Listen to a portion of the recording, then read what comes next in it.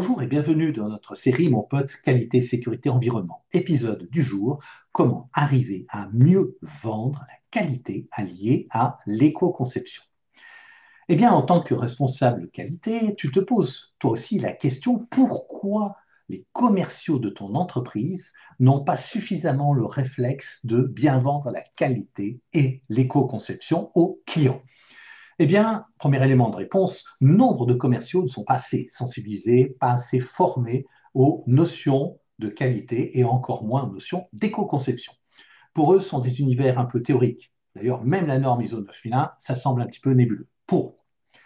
Ensuite, ils ne réalisent pas forcément la montée en puissance de nouvelles exigences tournées vers l'environnement chez les clients et notamment chez les acheteurs professionnels et derrière les directions. Ensuite, on peut aussi noter que les acteurs du marketing, cette fois-ci, dont les acteurs dans notre entreprise, n'intègrent probablement pas assez ces notions de qualité d'éco-conception dans les supports d'aide à la vente qui sont justement destinés aux commerciaux. Parfois, ils n'ont pas assez le réflexe également dans la communication qui est directement centrée sur le client. À propos, qu'est-ce que c'est que l'éco-conception? Petite définition de l'ADEME, c'est une démarche préventive et innovante qui permet de réduire les impacts négatifs du produit, du service sur l'environnement, cela sur l'ensemble de son cycle de vie, et tout en conservant ses qualités d'usage. Petit exemple, je développe une nouvelle gamme de cafetières, je vais chercher des matières et composants les plus respectueux de l'environnement. Je vais chercher à limiter la consommation électrique de la cafetière. Je vais favoriser au maximum sa durabilité, sa réparabilité et même son recyclage. Et puis, je vais aussi m'occuper de l'impact environnemental de l'emballage et du transport. Tout ceci, bien sûr, en favorisant la satisfaction du client.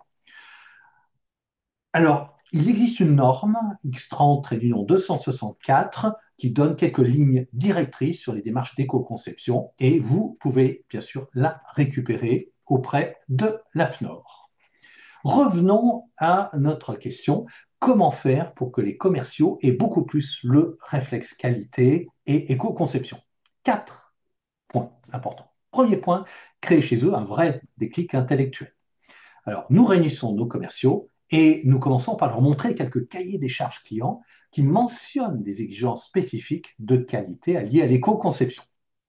Pourquoi pas en profiter pour leur montrer quelques enquêtes qui soulignent de manière plus générale la montée des préoccupations en matière de responsabilité sociétale dans les entreprises et notamment chez nos clients. Il sera important aussi de bien montrer l'engagement réel, sincère, profond de notre direction envers ces idées importantes de qualité et d'éco-conception. Deuxième point, il faudra initier aux fondamentaux des systèmes de management de la qualité, aux fondamentaux de l'éco-conception, toutes nos équipes de vente.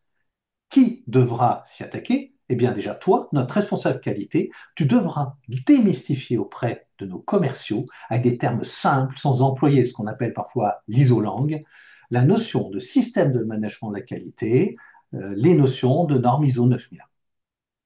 Même chose avec nos ingénieurs et techniciens qui devront se mettre à la portée des commerciaux qui n'ont peut-être pas tous un cursus technique pour expliquer de manière très simple ce qu'est l'éco-conception.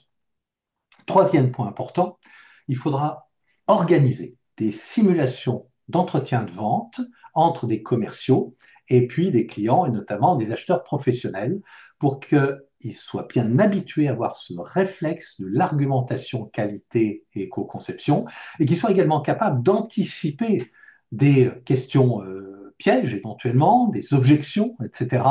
Et puis aussi, on ne peut pas toujours anticiper, qu'ils arrivent à correctement répondre face à des questions difficiles ou face à des objections, d'autant plus quand ils ont affaire à des acheteurs professionnels qui sont habitués à essayer de trouver des failles, à mettre la pression sur leurs interlocuteurs commerciaux.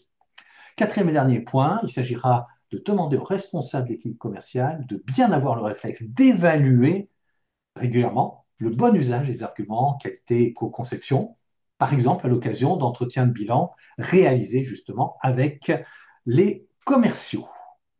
Eh bien, je vous remercie pour votre attention et je tenais à signaler que cet épisode de la série a été élaboré en collaboration étroite avec Didier Babou, qui est le fondateur du cabinet Convergence, avec un T au milieu du nom Convergence. Je vous donne maintenant rendez-vous pour notre prochain épisode de la série et cet épisode sera intitulé Transmission des connaissances, un enjeu majeur pour la qualité.